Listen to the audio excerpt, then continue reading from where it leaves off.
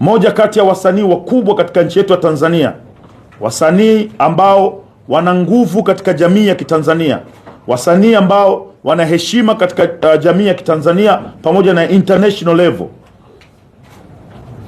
D'Voice, msanii kutoka WCB, ameamua kuipeleka burudani kwa Watanzania wote waliopo kanda ya Ziwa.